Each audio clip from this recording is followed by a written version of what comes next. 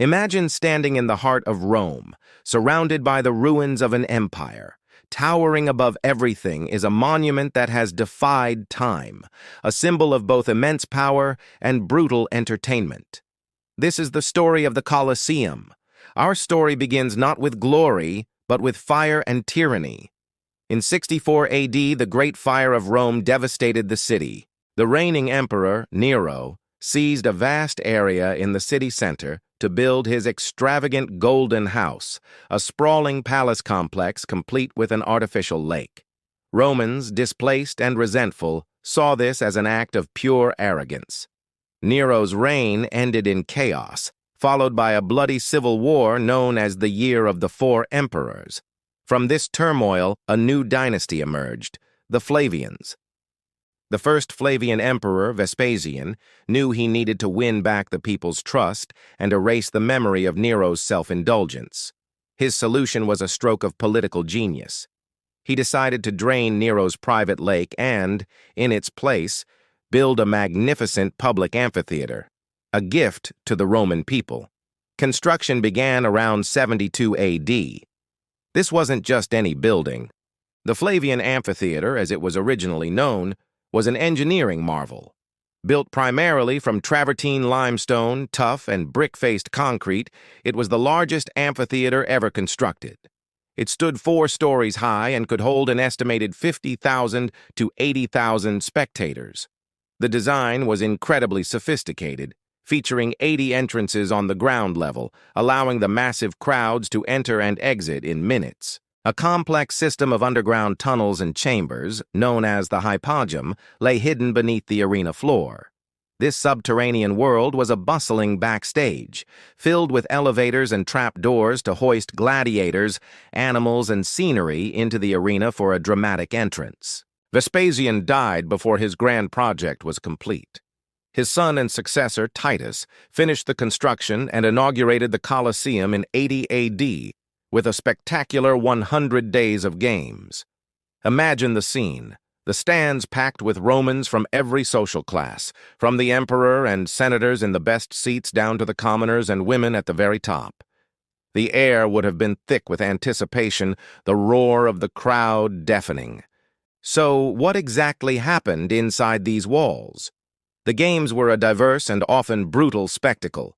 The day would typically start with venationes, or wild animal hunts.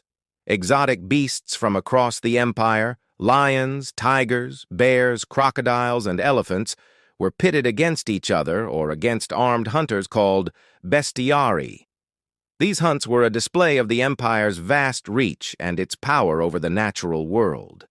Following the animal hunts, the midday slot was reserved for public executions.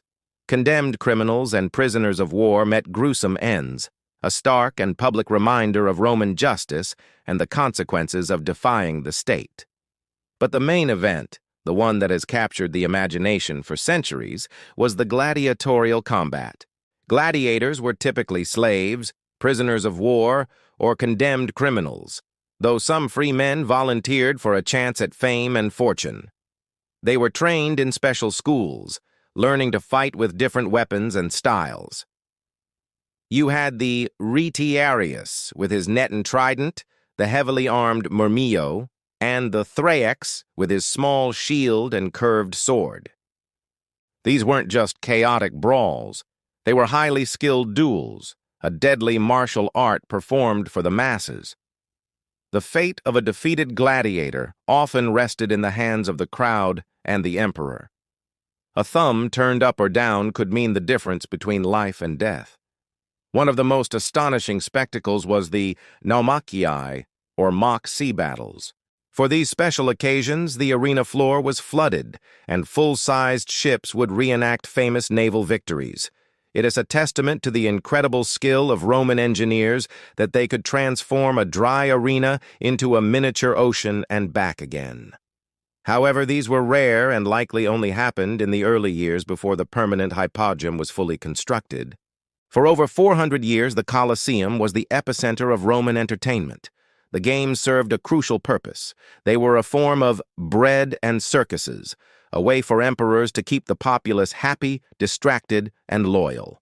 They reinforced the social hierarchy, showcased Roman power, and provided a shared cultural experience for the citizens of the empire.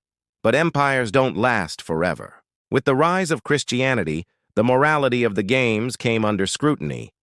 Gladiatorial contests were phased out in the early 5th century, and the last recorded animal hunts took place in the 6th century. The Western Roman Empire was crumbling, and the cost of maintaining the building and staging the games became unsustainable. The Colosseum then began a long, slow decline. Earthquakes caused significant damage, particularly to the southern side. During the Middle Ages, it was repurposed. Its stones were quarried for other buildings, including St. Peter's Basilica. It became a fortress for noble families, a housing complex, a workshop, and even a Christian shrine. By the 18th and 19th centuries, a renewed appreciation for Rome's classical heritage emerged. Popes initiated efforts to preserve the Colosseum, reinforcing the remaining structure. It transformed from a derelict quarry into the iconic historical monument we know today. Today, the Colosseum is a UNESCO World Heritage Site and one of the most visited tourist attractions in the world. Millions walk through its arches each year, trying to hear the echoes of the past. It stands as a powerful, complex legacy, a monument to architectural genius and imperial might, but also a haunting reminder of a culture of brutal spectacle. It teaches us about the ingenuity of the Romans, their society, and the timeless human fascination with entertainment, power, and life and death itself. So next time you see an image of the Colosseum, look beyond the beautiful ruin. See the political statement, the engineering masterpiece, and the stage for some of the most dramatic events in human history. It's more than just a pile of ancient stones. It's a story written in blood and travertine, a story that continues to fascinate us 2,000 years later. Thank you so much for joining me on this journey back in time. If you enjoyed this video, please give it a thumbs up, and don't forget to subscribe for more deep dives into history. Let me know in the comments what ancient wonder you'd like to explore next. Until then, stay curious.